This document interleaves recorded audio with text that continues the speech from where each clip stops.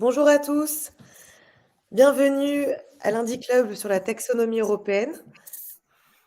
Alors je vois qu'on est déjà nombreux en ligne.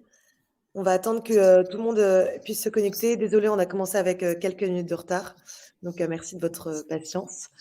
En attendant que les derniers arrivent, je vous propose de vous présenter. Donc vous allez retrouver en bas à droite de votre écran, il y a un sondage. Donc je le publie à l'instant. Et donc, vous avez différentes propositions pour voilà, nous dire ce que vous faites dans la vie. Et si vous n'avez pas votre réponse parmi les réponses proposées, vous pouvez presser dans le chat voilà, pour nous en dire un peu plus et pour que nous, on puisse aussi orienter le webinaire en fonction des personnes qui sont présentes. Alors, je vois qu'on a une majorité de personnes en transition professionnelle et des consultants RSE. Voilà, aussi on a une personne en direction financière. Donc je vous laisse répondre au sondage. Et alors dans le chat, consultant orga et finance. OK. Voilà, n'hésitez pas à vous présenter et à nous en dire un peu plus. Donc voilà, pendant tout le webinaire, vous n'avez pas la caméra et le micro ouverts, mais vous avez le chat à disposition et on tentera de répondre aux questions au fur et à mesure du webinaire et de garder aussi un moment à la fin. Donc du coup, je vais en profiter pour me présenter à mon tour. Donc je m'appelle Oriane, je suis programme manager chez Indigo. Donc je m'occupe notamment de la qualité des formations et du développement des nouveaux programmes et aussi de l'animation des webinaires et des événements. Donc on a aussi, en plus des webinaires, des événements en présentiel. Ils sont moins nombreux, mais ils existent quand même. Donc notamment, on organisera un webinaire à la fin de l'année avec Burdeo, juste avant l'été. On n'a pas encore vraiment défini la thématique, mais ça sera un événement qui sera ouvert à tous. Donc, je vous tiendrai au courant à ce moment-là. En tout cas, sachez qu'on a des événements qui ont lieu toute l'année. On a au moins un webinaire par semaine. Et tous ces événements, vous pouvez les retrouver sur notre page Meetup. Donc, je vous partage dans le chat. Bonjour Anaïs. Anaïs qui était une alumni du coup d'une ancienne promo Indigo. Donc voilà, donc le but du coup de ces Indie Clubs, c'est de vous partager soit des retours d'expérience de personnes qui travaillent dans des métiers à impact, soit de vous partager des expertises, que ça soit sur l'éco-conception, sur aujourd'hui donc la taxonomie qui est un sujet plus réglementaire. Et en fait, le but, c'est de pouvoir échanger, de répondre voilà, à vos interrogations sur ces nouveaux métiers qui sont aujourd'hui assez peu connus et qu'on découvre tous en même temps. Et voilà, de se rendre compte aussi qu'il n'y a pas une seule voie royale vers les métiers à impact et qu'il y a plein de manières d'y arriver en fonction de votre profil et des expériences que vous avez accumulées au fur et à mesure des années. Voilà, donc les Indie Clubs, c'est toujours à l'heure du déjeuner. C'est toujours gratuit. Vous pouvez les partager à tous vos proches et tous vos contacts. Et si jamais vous avez même des idées de thématiques que vous aimeriez aborder, vous pouvez me contacter après le webinaire pour en discuter, ou même des idées d'intervenants, ou que même vous avez envie d'intervenir. On est toujours preneur de nouvelles personnes, de nouveaux sujets. Voilà, donc n'hésitez pas à revenir vers moi juste après le webinaire. Du coup, Indigo, qu'est-ce que c'est? Alors, je vais vous partager. Je ne sais pas trop si la présentation marche. Hop. Alors, j'ai l'impression que ça bug un peu, donc je vais vous partager. Je vais annuler le partage pour le remettre. Alors, parce que la présentation est un petit peu lourde. Donc, hop.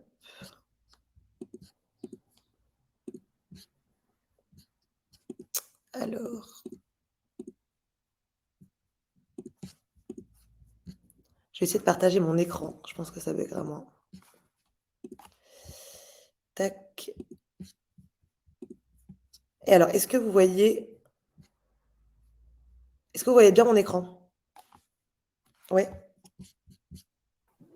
Tu vois bien ou pas, Oui, Aurélien? Ouais, oui, oui. C'est pas tout à fait zoomé, mais en tout cas, on voit tout. c'est un peu plus petit. Oui, ça, Parce c'est que un j'ai peu essayé plus. de charger la présentation, elle était trop lourde pour Livestorm. Donc, voilà. Bon, de toute façon, le but, c'est pas de lire ce qu'il y a sur les slides, parce que c'est un peu trop détaillé. Voilà, juste moi, ce que je voulais vous dire aujourd'hui, c'est que donc, Indigo, c'est une école qui a été créée il y a 1 an par Marine Fébis, dont la mission est de former les métiers à la responsabilité. On s'est rendu compte que de nombreuses entreprises avaient des directions RSE, souvent composées de 3 ou 4 personnes, c'est jamais en général des très grosses équipes, et que ces directions RSE se sentent super seules sur leur mission. Elles ont leur feuille de route qu'elles portent et en fait, elles ont besoin de l'aide des différents métiers pour que cette feuille de route soit vraiment effective. Donc le marketing, par exemple, les achats, la finance, voilà, ce sont plein de métiers support qui aujourd'hui ont un rôle hyper important dans la transition écologique, tout comme il y a quelques années, quand on parlait voilà, de la révolution et du digital, eh ben, on s'est rendu compte aujourd'hui qu'on est tous concernés par le digital et qu'on doit tous être formés sur ces thématiques-là. Et ben voilà, ben ça c'est pareil aujourd'hui avec la transition écologique et on n'est pas forcément obligé d'être chef de projet biodiversité, chef de projet énergie renouvelable pour contribuer à la transition écologique. On peut aussi voilà, garder le métier qu'on a, sur lequel on a travaillé pendant des années et réutiliser ses compétences, que ce soit du coup lié au marketing, au numérique ou aux achats. On peut garder ses compétences et rajouter en plus qu'on appelle un vernis responsabilité et du coup avoir un métier qui a de l'impact.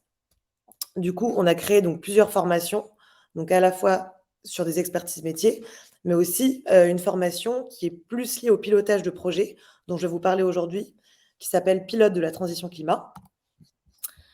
Et donc, la formation, voilà, Pilote de la transition climat, c'est une formation pour apprendre à piloter et à manager une stratégie climat dans une organisation, donc soit au sein de son organisation, si on a envie de prendre ce rôle-là, soit chez le client, donc pour des personnes qui sont plutôt, qui veulent plutôt être consultantes et qui veulent rajouter cet aspect-là à leur offre.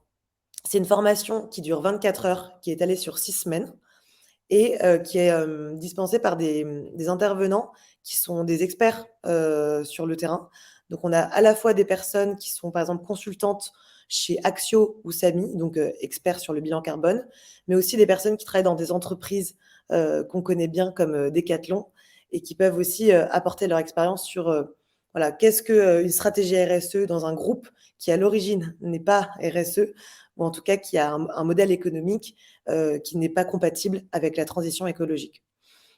Donc, si cette formation vous intéresse, je vais vous partager dans le chat la brochure que vous pouvez télécharger et voilà, comme ça, vous pouvez retrouver tous les détails.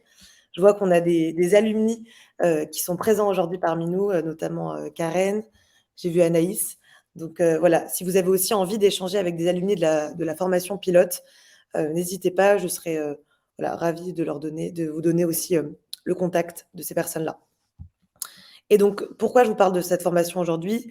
C'est que au sein de cette formation, il y a notamment une session sur la réglementation, une session qui est hyper importante et qui permet de comprendre le panorama réglementaire, donc qui reprend toutes les réglementations les plus importantes quand on est chef de projet climat, à savoir donc la CSRD, la taxonomie et d'autres réglementations, donc soit européennes, soit françaises, qui sont indispensables et que vous devez maîtriser si vous prenez ce rôle dans votre organisation. Et donc, c'est pour ça qu'aujourd'hui, Aurélien Giraud est parmi nous. C'est pour décrypter la réglementation à l'échelle européenne, pour vous remettre un petit peu le contexte, mais plus particulièrement pour faire un focus sur la taxonomie européenne et pour savoir pourquoi, en tant qu'entreprise, il est hyper important de comprendre cette réglementation et pourquoi vous avez aussi intérêt, voilà, quels sont les avantages de cette taxonomie. Donc, je vais lui laisser la parole maintenant à Aurélien. Je vais du coup passer les slides au rythme de ton discours, vu que c'est moi du coup qui ai la main dessus. Et donc, avant de commencer, pour savoir à peu près comment vous vous situez sur le sujet, est-ce que vous pouvez me dire dans le chat comment vous situez par rapport au sujet de la taxonomie sur une échelle de 1 à 5, vous mettez combien en taxonomie? Voilà, pour savoir si on est plutôt sur des personnes novices, sur des experts. Voilà. Donc, n'hésitez pas à répondre au chat. 1, 2. OK, donc on est plutôt sur un sujet voilà, qui n'est pas forcément très maîtrisé. Donc, tant mieux, comme ça, on va pouvoir répondre à toutes vos questions aujourd'hui. 4. OK, donc Cyril, le plus expert. Super. Merci pour vos réponses.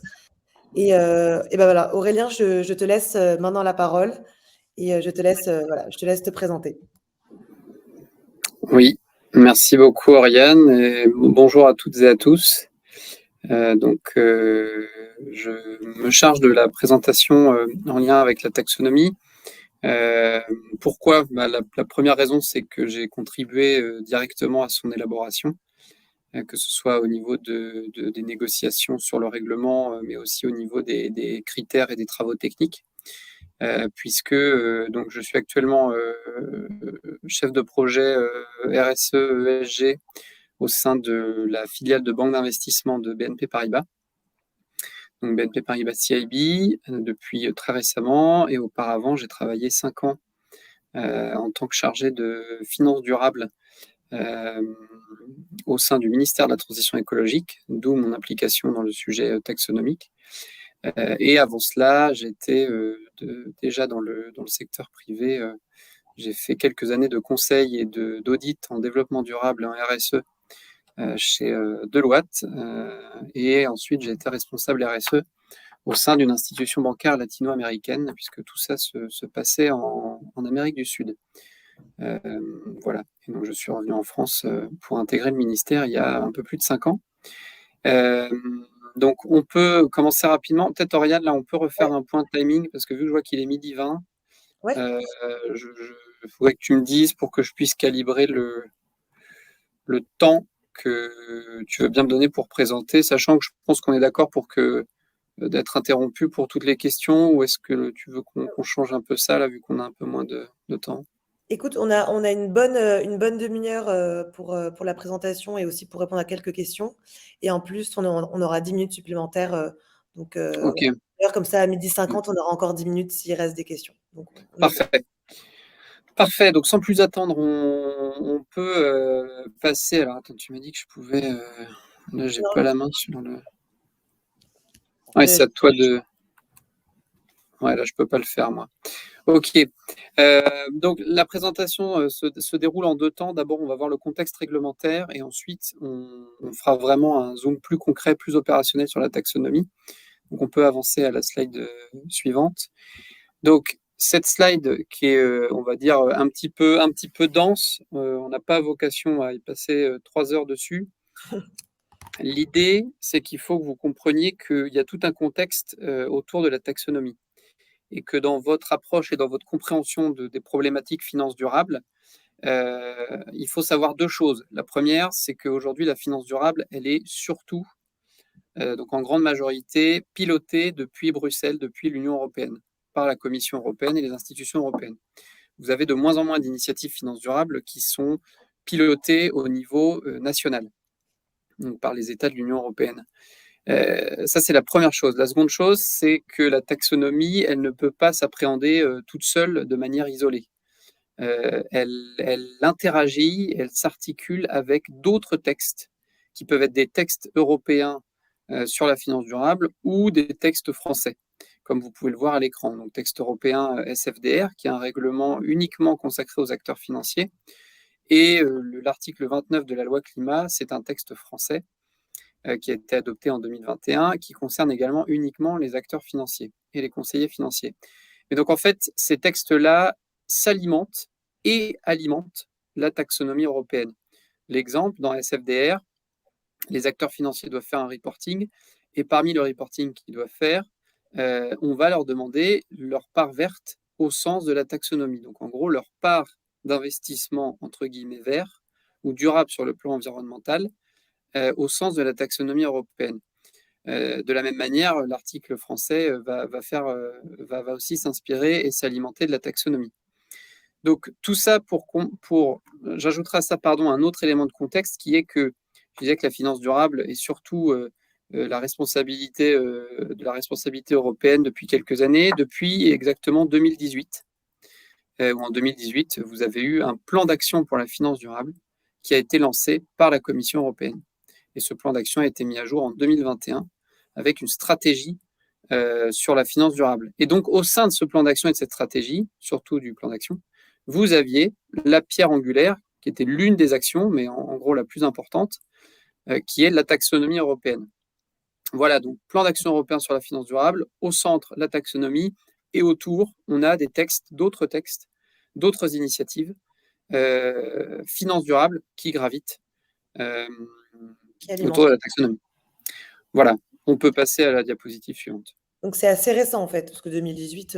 Donc, c'est assez récent. Alors, effectivement, c'est récent. Moi, pour avoir baigné dedans, j'ai l'impression que ça fait une éternité. Mais oui, c'est vrai que c'est récent.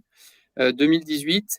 Et alors, ce qui se passe, c'est que la taxonomie est vraiment entrée en application là depuis 2021. Donc, en fait, ça chamboule et ça bouleverse. C'est pour ça qu'on en parle autant aujourd'hui. Mais le sujet est plus ancien que 2021. Il a vraiment commencé en 2018. Mais le temps qu'on en reparlera après, mais le temps que ça se négocie, qu'on valide, que tout le monde se mette d'accord, ça peut prendre beaucoup de temps. Alors, cette deuxième diapositive est un peu dans la lignée de la précédente.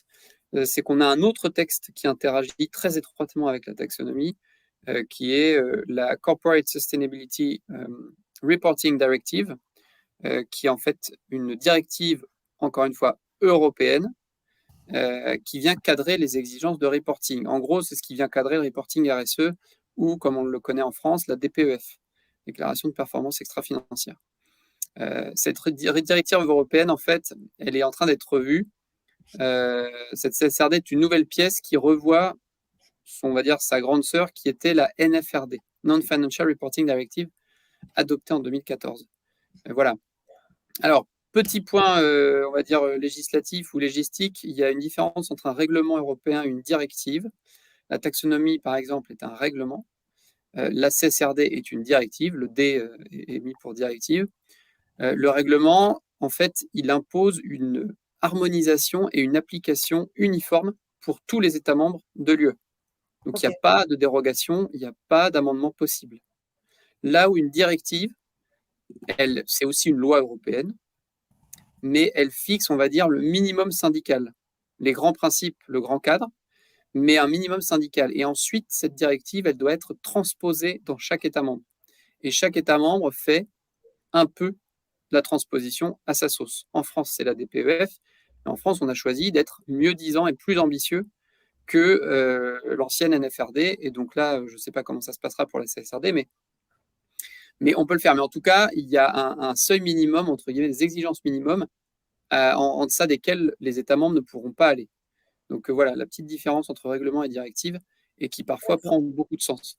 Donc, et ce dont on se rend compte, c'est qu'une directive, elle est transposée de manière bien différente entre les États membres, et qu'on va se rendre compte qu'en Hongrie, on n'a pas du tout les mêmes exigences qu'en France, même s'il y a ce socle commun. d'accord, donc en fait, la taxonomie, enfin une réglementation, du coup, c'est plus exigeant qu'une directive. Plus Alors, cadré. on va dire que, alors oui et non, parce que pour une simple raison, c'est qu'étant donné que les États membres savent qu'un règlement est d'application uniforme et harmonisé, ils vont tout faire au moment des négociations pour amoindrir l'ambition du règlement. Voilà, parce que c'est un jeu politique, tout ça. Il faut bien se rappeler qu'on a les États membres qui envoient leurs ministères compétents. Là, par exemple, sur la taxonomie, c'est le ministère des Finances et le ministère de l'Écologie. On a la Commission européenne qui veut évidemment arriver à ses fins. Et puis, on a les parlements européens, les parlementaires européens qui sont complètement politiques et politisés, et qui donc vont œuvrer non pas pour l'ambition du texte, ou alors s'ils le font, ce sera pour des intérêts plus idéologiques et politiques, mais donc qui rejoignent la technique quelque part. Mais donc qui peuvent faire aboutir à une version finale du texte complètement différente de ce qui avait été au début. Donc oui et non, parce que le règlement, effectivement, ça permet de cadrer et ça ne laisse aucune marge de manœuvre. Mais si la marge est déjà très très très très basse, bon, ça ne veut pas dire que le règlement sera plus exigeant. Et vu qu'une directive peut être transposée, eh bien, par exemple, il y a des pays, notamment la France, qui transposent de manière très très ambitieuse. Donc au final, la transposition qui vient s'appliquer dans le pays, elle est plus ambitieuse que la directive. Donc voilà, c'est une réponse un peu ambivalente sur cette question de qui est le plus exigeant. Peut-être que vous compreniez pourquoi aussi on mentionne la CSRD, tout simplement parce que le périmètre d'application des assujettis à la CSRD, c'est celui qui va être repris pour la taxonomie. Donc si on a aujourd'hui une CSRD qui va s'appliquer aux entreprises de plus de 250 employés, eh bien, ces mêmes entreprises-là devront faire un reporting au sens de la taxonomie. On va voir ce que ça veut dire.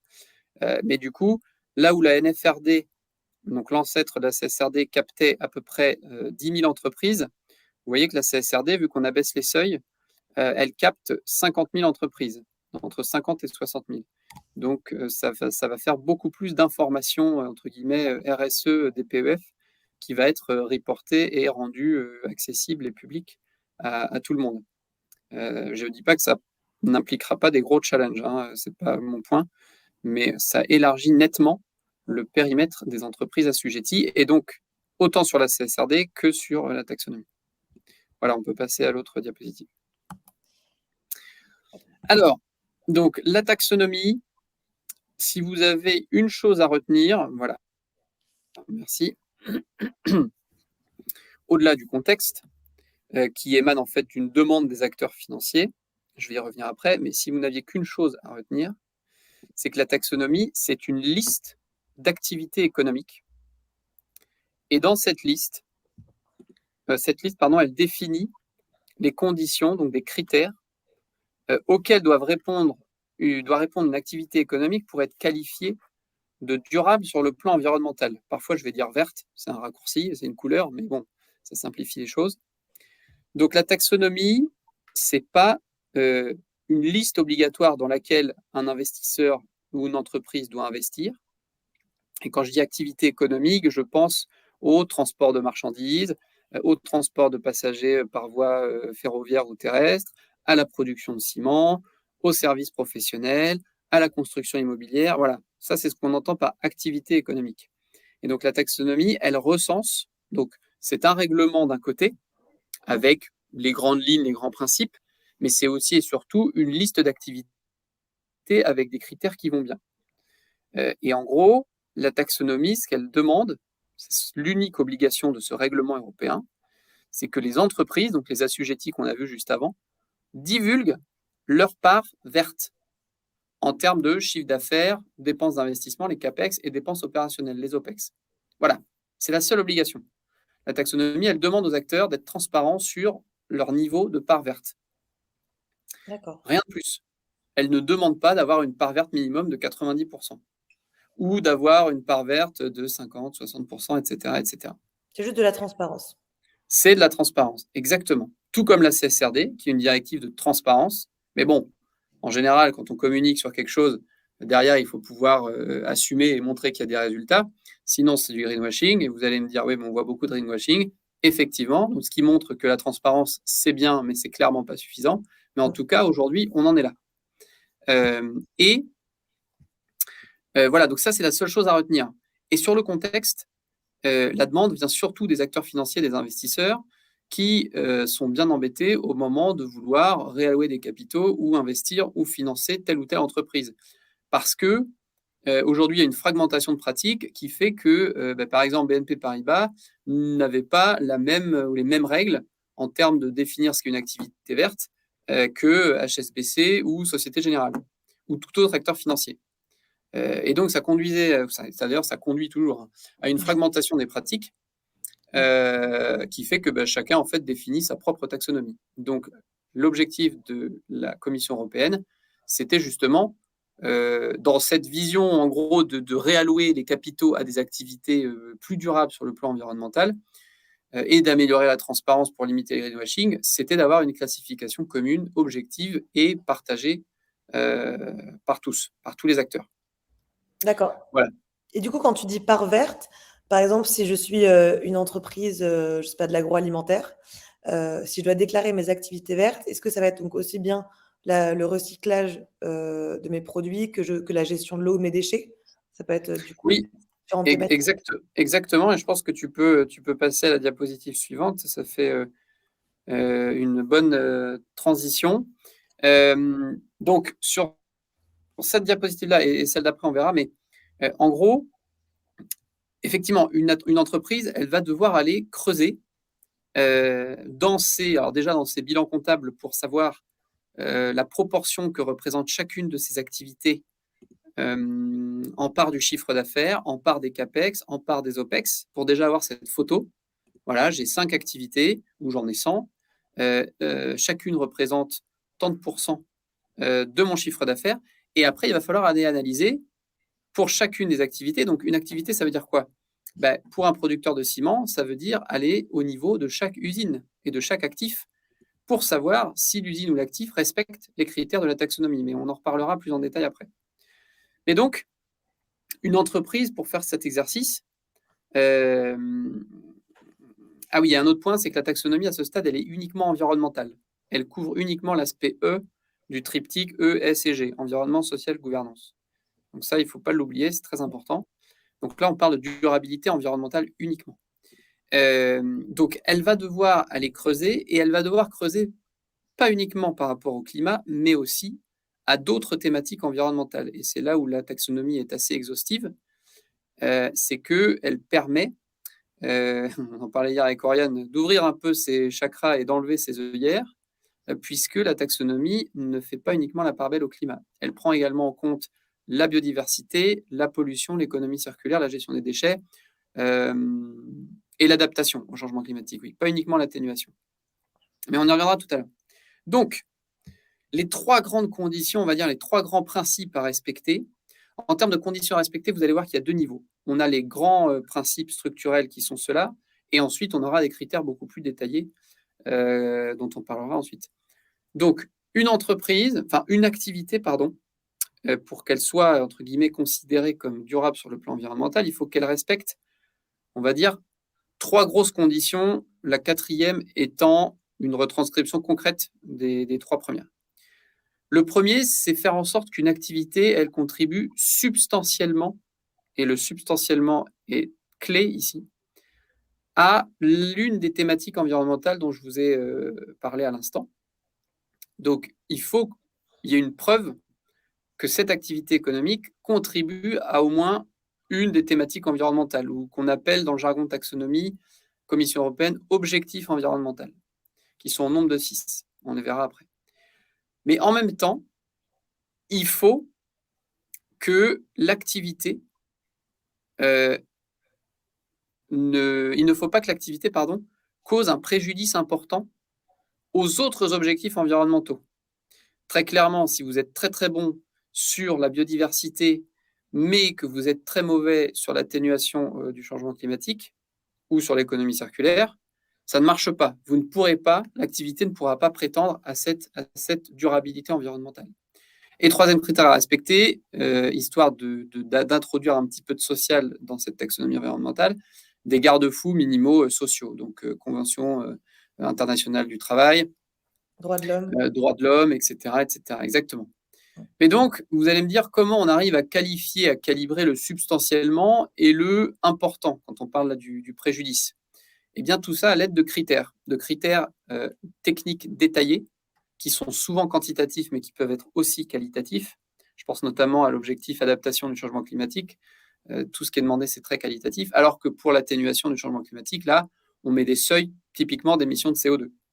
Et donc, par exemple, la production de ciment, pour que l'activité soit considérée comme durable, il faut que, 1, elle n'émette pas plus de X tonnes de CO2 par tonne de ciment produite. 2, qu'elle check, entre guillemets, qu'elle coche plusieurs cases sur les 5 autres objectifs environnementaux pour s'assurer là qu'il y ait, on va dire, un minimum syndical sur le plan environnemental. Et parfois, ça peut passer aussi par des seuils. Donc voilà, il faut faire la double analyse. Et en 3, il faut aller être sûr que l'entreprise, encore une fois, donc là, c'est aussi plus qualitatif, respecte des garanties minimales sociales.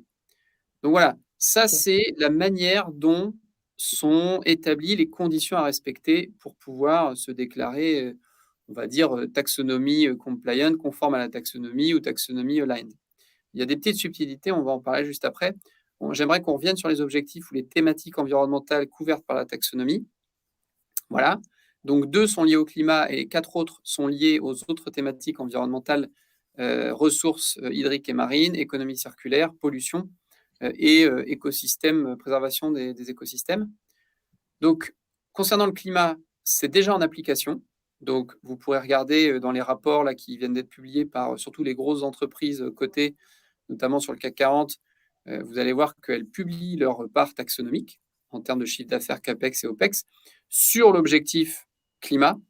Donc, ça peut être sur l'atténuation ou sur l'adaptation.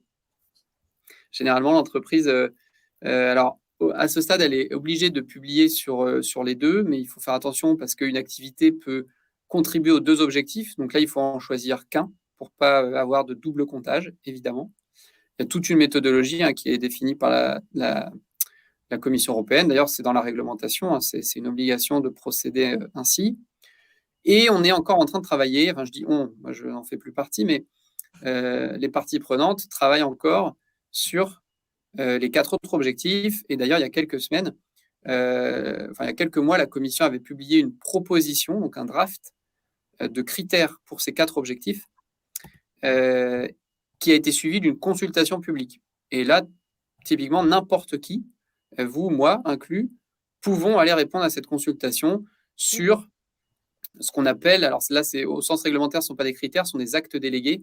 C'est comme l'équivalent d'un décret au niveau français. Vous avez la loi et le décret. Et ben, en Europe, vous avez règlement ou directive, et ensuite, vous avez des actes délégués ou des actes d'exécution qui définissent, eux, les critères techniques. Et donc ça, c'est en cours. Donc là, la commission reçoit les feedbacks, enfin la consultation publique, les réponses, et ensuite, elle refera une mouture pour publier la version finale. Et la version finale, entre vous et moi, elle ne devrait pas arriver avant la fin de cette année. Alors que bon, tout était prévu pour être mis en place début 2022. Donc ça a pris beaucoup de temps. On va voir pourquoi après. On peut passer à la diapositive suivante. Alors, qu'est-ce qui est, si on se focalise sur les objectifs climatiques, qu'est-ce qui est couvert? En gros, les secteurs et les activités qui ont été priorisés l'ont été par rapport à leur contribution actuelle aux émissions de gaz à effet de serre dans l'Union européenne, en incluant les émissions indirectes. Donc, en fait, il y a une centaine d'activités économiques qui, de mémoire, représentent à peu près 90% des émissions de l'Union européenne. Et donc, ça passe par des activités comme la gestion forestière, la production de ciment, le transport maritime, la gestion des déchets, les technologies de l'information et de communication. Mais on voit qu'il y a de nouvelles activités ou de nouveaux secteurs avec les 4 objectifs environnementaux qui étaient en jaune, qui sont pressentis. Le secteur minier, évidemment, puisque comment on définit une contribution substantielle du secteur minier à l'environnement, c'est un peu compliqué. D'un côté, ça a un impact très très lourd sur l'environnement et destructeur dans beaucoup de cas. Mais d'un autre côté, on sait que c'est par là que va passer une partie de la transition écologique et énergétique. Donc voilà, ce sont des questions assez compliquées. Le secteur aérien, bon, là, no comment. Je parle d'un point de vue là, personnel, mais dans quelle mesure ça peut contribuer de manière substantielle à l'atténuation du changement climatique? C'est une bonne question. Je ne suis pas sûr qu'on ait la réponse. Et ce qu'il faut savoir, c'est que la taxonomie, elle est évolutive. Elle n'a pas vocation à rester figée. Les critères doivent évoluer, notamment en fonction des innovations technologiques, des demandes et des besoins du marché, mais aussi de la réglementation et de son ambition. Si demain, la Commission européenne, là, qui va être renouvelée, je crois, l'année prochaine, ou en 2025, adopte une teinte politique un peu différente, ou le Parlement européen adopte une teinte politique différente, ça peut aussi faire évoluer les textes. Ok. On peut passer à la... Et donc, on a une question juste de Karen qui demande où trouver la consultation publique. Où trouver la consultation publique? Vous faites consultation publique taxonomie européenne, je vais vous l'envoyer. Mais tout est disponible sur le site de la Commission. Alors, la consultation publique est terminée. Je vous le dis, mais si ça vous intéresse, tac, je vous mets le lien dans le chat de suite. Voilà. Donc, c'est dans le chat. Super, voilà. Merci. Voilà. Ouais, donc c'est vrai que je ne vois pas les questions. Est-ce qu'il y a un volet questions et il y a un volet chat? Mais du coup, il y a des questions dans le volet chat. Oui, il y a des volet dans le chat ou dans le volet questions, mais t'inquiète, moi, D'accord, toi, tu filtres. Ok, très bien. Donc, pourquoi ça prend autant de temps? Et je voulais revenir là-dessus, parce que c'est important que vous compreniez qui sont les principaux acteurs et quelles sont les principales étapes. C'est que la route est bien plus longue qu'on se l'imaginait. La taxonomie s'est dit, OK, en 2018, je lance le projet, en 2021-2022, ce sera terminé. Malheureusement, ça n'est pas comme ça que ça s'est passé. Pourquoi? Parce que, en fait, la Commission européenne, d'une, ne s'est pas rendue compte du travail technique qu'il y avait à élaborer, elle a fait en sorte de s'appuyer sur un groupe d'experts au début, entre 2018 et 2020, qui s'appelait le TEG, pour l'aider à élaborer les critères, en parallèle de l'élaboration du règlement. Parce que souvenez-vous, ça fonctionne, la taxonomie, c'est un règlement et c'est une liste d'activités. Et donc, ça a pris beaucoup de temps. La commission a dû mobiliser 150 experts supplémentaires pour arriver à pondre les critères climat dans le temps imparti.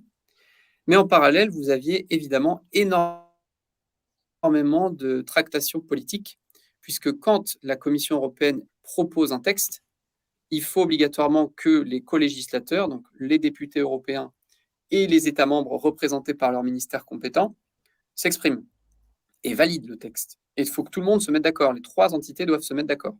Donc ça prend énormément de temps. Parfois, ça se joue à des mots, à des phrases près. C'est l'esprit d'une loi, hein. Tout est dans les mots, la puissance des mots. Et donc, par exemple, certains pays ne voulaient pas que la taxonomie exclue explicitement la production d'électricité à partir de charbon. Voilà. Donc, il a fallu négocier, il a fallu que le Parlement mette son grain de sel, certains États membres n'étaient pas d'accord. Enfin voilà, ça prend énormément de temps. Sans parler, comme je disais, du travail technique à abattre. Quels critères on définit pour la production de ciment, quels critères on définit pour la production d'électricité, etc., etc. Et ensuite répéter ce travail pour les 4 autres objectifs, enfin pour l'objectif adaptation et pour les 4 autres objectifs environnementaux. Donc c'est énorme, c'est colossal comme travail à abattre. Donc on définit les critères techniques, on continue à élaborer la réglementation, on fait valider et on adopte la réglementation et les critères. Et j'ai mis un point d'interrogation parce que, comme je vous le disais, les critères techniques, dans la réglementation, elle a été adoptée, le texte principal, en 2020, fin 2020. Mais les critères techniques, donc dans les actes délégués, les décrets européens, pour ainsi dire, eux sont encore en cours d'adoption, puisque, comme je viens de vous le dire, la consultation publique vient tout juste de se terminer. Donc là, la Commission revoit sa copie. Elle proposera quelque chose aux États membres et aux parlementaires, toujours la même chose, hein. Et là, ce qui se passe, c'est que non seulement les États membres, les parlementaires doivent adopter, mais ils peuvent aussi s'opposer. Et s'ils s'opposent, on est reparti pour 6 mois supplémentaires. Donc il faut une certaine majorité ou une minorité de blocage, ce qu'on appelle, pour bloquer. Il faut une majorité qualifiée, voire qualifiée renforcée pour approuver. Et d'ailleurs, dans le détail, il faut plus de 65% de la population de l'UE, représentée par les États membres, qui valident. Et au Parlement, il faut une majorité simple. Vous voyez, donc c'est pas évident. Et très clairement, pour les États membres, si vous avez donc un pays à plus il a de population, plus il est peuplé, plus il a de voix. Donc en gros, Allemagne, France, Espagne, Italie, Pologne sont les 5 gros pays. Si vous avez déjà 2 de ces pays-là qui ne sont pas d'accord, c'est mal parti pour avoir votre texte non rejeté, en tout cas. Okay.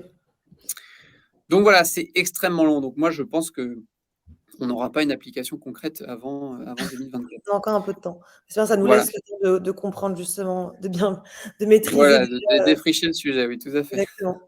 Exactement. On peut passer à la diapositive suivante. Donc, j'en ai parlé rapidement tout à l'heure, mais vous voyez que la taxonomie s'applique aux entreprises non financières, mais aussi aux acteurs financiers. Et les acteurs financiers, eux, sont concernés à double titre au niveau de leurs produits financiers. Par exemple, un fonds d'investissement qui va investir dans plusieurs entreprises, il devra divulguer sa part verte, mais aussi un acteur financier, par exemple, au hasard, une banque, devra publier sa part verte au niveau de son actif. Et les entreprises, eux, au niveau de leur chiffre d'affaires, du CAPEX et des OPEX. Donc, il y a plusieurs dates que vous pouvez voir ici à l'écran. Les entreprises ont déjà commencé à faire un reporting en 2022 sur ce qu'on appelle l'éligibilité. Et là, tu peux passer à la diapositive suivante, Oriane. Il faut bien avoir en tête et pas vous laisser, entre guillemets, berné par ce fameux indicateur d'éligibilité qui est reporté par les entreprises uniquement pour la première année, donc sur 2022. En fait, c'est une astuce qui a été mise en place par la Commission européenne et par les acteurs pour laisser un peu plus de temps à tous les acteurs pour faire du reporting d'alignement. Alors, quelle est la différence ? quand une entreprise va faire du reporting d'éligibilité, elle va uniquement reporter sa part verte par rapport à savoir si son activité figure dans la taxonomie. La question, c'est votre activité figure-t-elle? Oui, non. Si vous avez 100% de oui, votre part verte sera de 100%. Donc, en termes de performance environnementale, ça ne veut strictement rien dire. Donc, cet indicateur, il vous permet simplement de situer une entreprise, savoir si c'est un bon candidat pour ensuite avoir potentiellement une part verte élevée. C'est sûr que si vous avez que 1% de vos activités qui est dans la taxonomie, vous ne pourrez pas avoir une part verte élevée mécaniquement. Donc ça, c'est l'éligibilité. Alors que l'alignement, là, on rentre dans le dur. Et là, il va falloir aller évaluer la conformité et l'alignement aux critères techniques dont je parlais tout à l'heure, des tonnes de CO2 définies, les seuils, etc. Et là, c'est vraiment là où l'exercice est très difficile, puisqu'il faut aller auditer, enfin, en tout cas regarder la performance environnementale des activités, donc des actifs de l'entreprise, par rapport aux seuils qui sont fixés dans la taxonomie. Donc l'éligibilité, c'est voilà, mes activités figurent-elles dans la taxo? Oui, non. Et puis après, on en tire un indicateur, mais qui n'est pas vraiment parlant. L'alignement, par contre, c'est les activités, et donc leurs actifs sous-jacents, respectent-elles les critères et les seuils taxonomiques? Donc c'est là que le vrai travail s'exerce.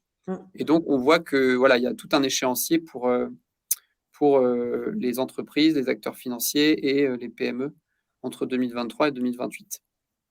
Voilà, c'est pour ça que du coup, les PME cotées et les entreprises financières et non financières ne seront pas concernées par l'éligibilité, mais directement, du coup, par l'alignement. Exactement, puisqu'elles n'ont pas vraiment besoin, vu qu'elles ne seront assujetties qu'à partir de 2025, 2027, 2028, il y a suffisamment de temps pour préparer le reporting, ce qui n'était pas le cas pour les grosses entreprises déjà NFRD ou les acteurs financiers déjà NFRD. Il fallait y aller plus progressivement. Voilà. Alors, je passe du coup à la prochaine. Oui, bah là, c'est une application concrète. Vous êtes en entreprise, comment il faut faire? Alors, comme je le disais tout à l'heure, en premier lieu, on identifie les activités qui sont pilotées, enfin gérées par l'entreprise. Il y en a certaines qui ne sont pas identifiées dans la taxonomie, puisqu'encore une fois, la taxonomie n'a pas vocation à couvrir toute l'économie. Elle a vocation à couvrir les activités et les secteurs qui peuvent apporter une contribution substantielle à l'environnement. Ce n'est pas la même chose. Donc, il faut faire ce travail d'identification avec les codes NAS, avec le bilan comptable, etc. Ensuite, on passe en revue les principaux critères et conditions. Donc, au niveau de la contribution substantielle, on va aller voir les critères techniques. On va aller voir donc comment peut être qualifiée l'activité économique. Faire la même chose sur le non-préjudice important. Aller regarder si l'activité est conforme aux garde-fous minimum environnementaux sur les autres objectifs. Étape 4, on regarde les garde-fous minimums sociaux, donc sur les sujets dont on parlait tout à l'heure. Et en étape 5, on fait le reporting pour chaque objectif environnemental, donc attention au double comptage, sur le pourcentage des activités. Alors là, j'aurais dû mettre uniquement aligné en fonction du chiffre d'affaires, des CAPEX et des OPEX. Donc en gros, pour faire simple, vous pourriez avoir 18 indicateurs à reporter pour les entreprises non financières. Pour les entreprises financières, c'est un peu différent, on va le voir juste après. Mais voilà, en évitant le double comptage, ce qui est quand même, à un moment donné, un peu compliqué. Et évidemment, toutes les entreprises ne contribuent pas aux 6 objectifs. Généralement, c'est 1 ou 2. Et je pense que plus ça va aller, plus on va aller vers choisissez votre objectif. Et donc, évidemment, les entreprises choisiront l'objectif qui leur convient le plus. Donc, il faudra faire attention à ça aussi. Alors, on va peut-être pas faire Oui. forcément cette slide, parce qu'on n'a pas forcément beaucoup de personnes qui sont Oui, non, ça, c'est un exemple pour les acteurs voilà, financiers. Donc, vous pourrez regarder au calme, on peut passer, ouais, tout à fait. et puis j'enverrai la présentation pour ceux qui veulent, comme j'ai dit. Oui. Donc, pour terminer, 3 slides. La première, enfin 4 slides. La première, comment on capitalise sur la mise en place de la taxonomie. Donc voilà, il faut y voir plusieurs avantages. C'est-à-dire, bon, le premier, c'est pas vraiment, c'est un avantage parce que c'est une obligation réglementaire, donc l'entreprise n'a pas le choix. Elle n'a pas le choix, mais elle n'a pas le choix de quoi? Elle n'a pas le choix de s'inspirer de la taxonomie, par exemple, pour s'en servir comme boussole environnementale. Parce que la taxonomie, elle alors le plus objectivement et le plus basé sur la science possible, je n'ai pas dit uniquement basé sur la science, puisque vous avez bien vu, il y a des intérêts politiques, elle fixe un cap. Et elle vous dit, voilà, le seuil maximum d'émissions pour telle activité, idéalement, c'est ça. Ou par rapport aux meilleures pratiques aujourd'hui, c'est ça. Donc ça peut vous permettre de vous aider à fixer un cap, permettre aux entreprises de fixer un cap, un idéal à atteindre. Et donc ça permet aussi d'aider l'entreprise à se fixer des cibles ou des objectifs intermédiaires, quantitatifs, à moyen et long terme, pour justement accomplir sa trajectoire et sa transition écologique. La taxonomie a aussi un gros avantage, c'est qu'elle, en théorie, elle permet de trouver des vraies synergies entre les différents départements, puisque là, tout le monde doit se parler. Le département juridique, en ce qui concerne les applications, les mesures d'application et la manière dont il faut comprendre le règlement, le département environnement et RSE, qui pilotera certainement l'exercice de reporting, quoique parfois c'est fait par le département finance, parce que comme je vous l'ai dit, il faut aller regarder dans les bilans comptables et aussi dans le PNL, dans le compte de résultat, pour tout ce qui est chiffre d'affaires. Chiffre d'affaires. Donc voilà, tout le monde doit se parler. Département, évidemment, communication extra-financière, communication financière. Ce qui est important, et ça permet aussi, la taxonomie permet aussi de sensibiliser tout le monde à tous les enjeux environnementaux, et pas uniquement au climat, comme je disais tout à l'heure. Et c'est aussi un outil, en plus d'être un outil de pilotage, c'est aussi un outil de communication envers les parties prenantes et notamment les acteurs financiers qui, eux, regardent attentivement le niveau de part verte d'une entreprise. On peut passer à la diapositive suivante. Donc, par rapport à ça, quelles actions et quelles décisions on prend pour mettre en place la taxonomie? Il faut évidemment une expertise. Et donc, cette expertise technique, il faut la renforcer, donc soit en faisant de la formation, soit en recrutant en externe, ou alors en faisant appel à des consultants, c'est évidemment une autre possibilité, et non des moindres. Il faut dialoguer de manière renforcée avec les investisseurs et les financiers, puisque pour eux, c'est important de comprendre pourquoi la part verte est à ce niveau-là. Alors, peut-être pas comment elle est calculée, mais essayer de comprendre, par exemple, pourquoi parfois au sein d'un même secteur, deux concurrents ont une part verte, deux concurrents entre guillemets semblables ont une part verte très différente. Ça, c'est important parce que l'investisseur, lui, il prend ses décisions sur la rentabilité, le profil de l'entreprise. La part verte, il la regarde un petit peu. Parfois, ça peut faire la différence. Donc, il y a un dialogue accru qui est nécessaire avec les investisseurs.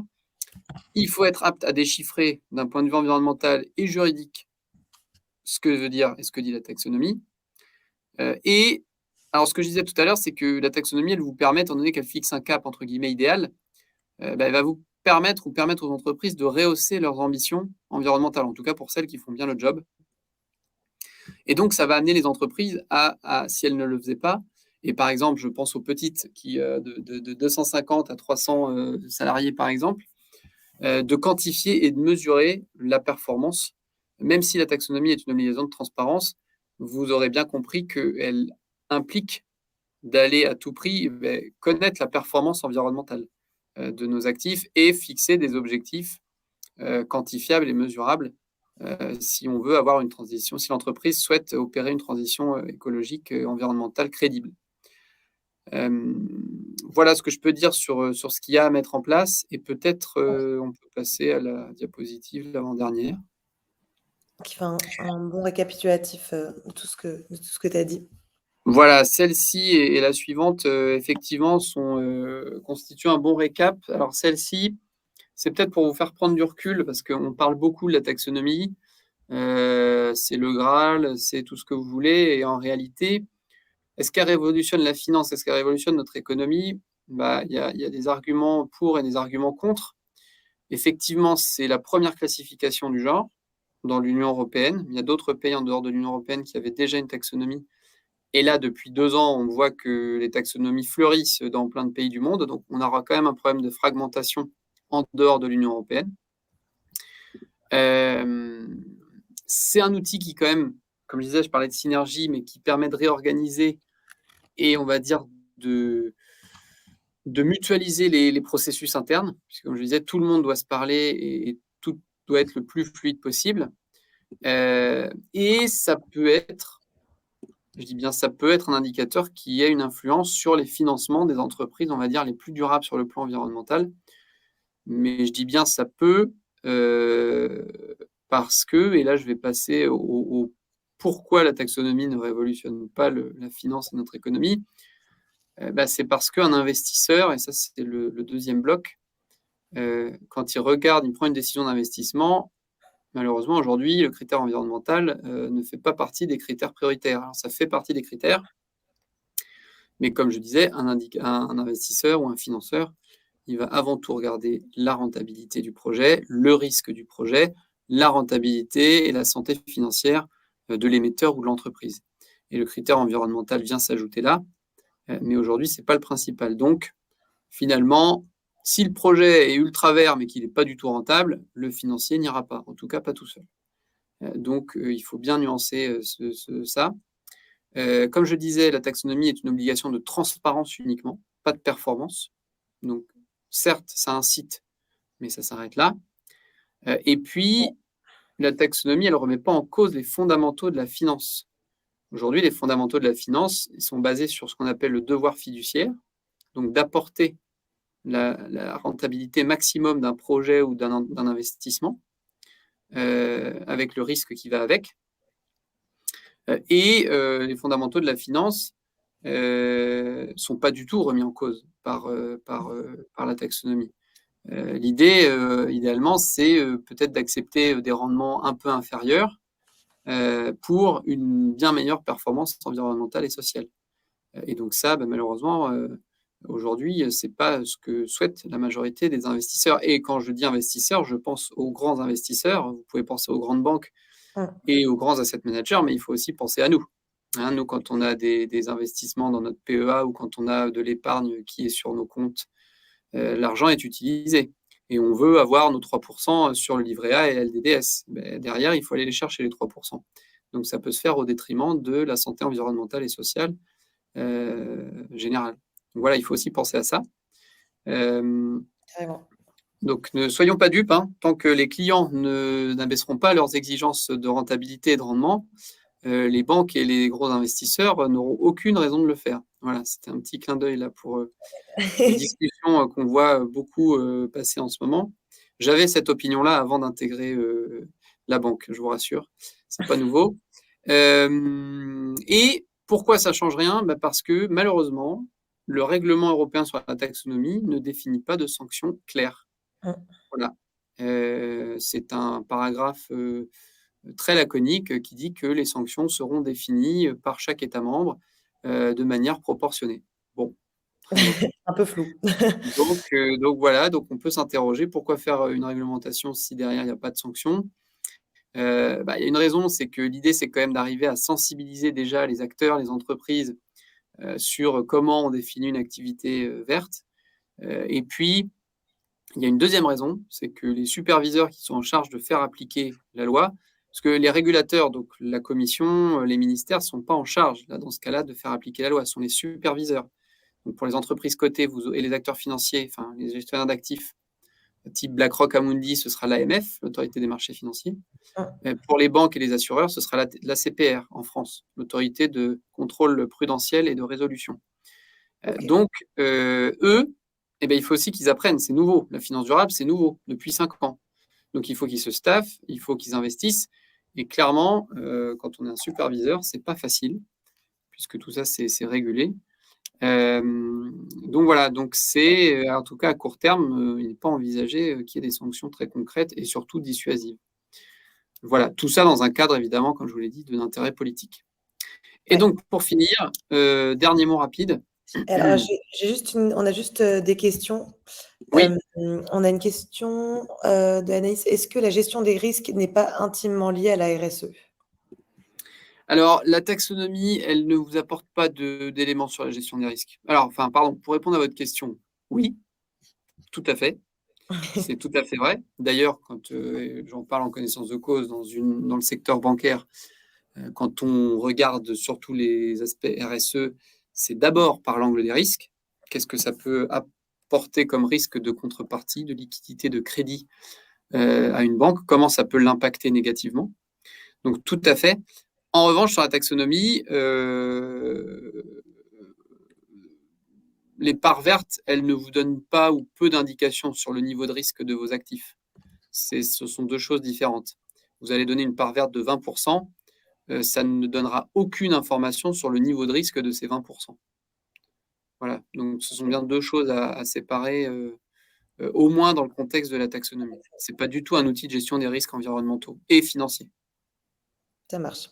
Merci pour ta réponse. On a une autre question de Karen. Ce reporting environnemental aujourd'hui distinct a-t-il vocation à intégrer pleinement le bilan et compte de résultats à l'avenir?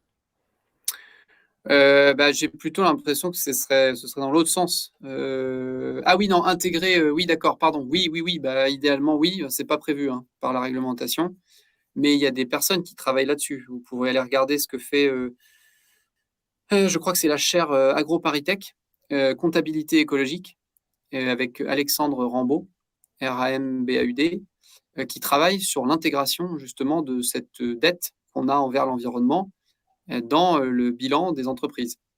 Okay. Voilà, donc oui, ça devrait être la suite logique, mais encore une fois, là, on en est qu'à de la transparence. Déjà, de la transparence, il faudra passer à la performance et ensuite voir comment on intègre cette performance dans les bilans financiers. Bon, on peut faire les deux en parallèle, on peut avancer sur les deux en parallèle, et c'est ce qui se passe d'ailleurs. C'est Mais ce n'est pas pas encore pour le tout de cas. suite. Je te laisse Oui. terminer, comme je vois qu'on Oui, alors pour vous ayez un petit aperçu, tout simplement, bon, c'est un secret de polichinelle, mais on se rend compte que l'économie, et notamment l'économie européenne, n'est pas durable sur le plan environnemental. Mais on a des chiffres qui étayent ça, c'est que, en tout cas sur les entreprises cotées d'Europe occidentale, pardon, la part verte moyenne oscille entre 2 et 5%. Vous voyez? Donc ça veut dire que l'économie est durable sur le plan environnemental à hauteur de 5%. Donc ce qui fait aussi que la finance aura bien du mal à être durable si l'économie elle-même n'est durable qu'à hauteur de 5%.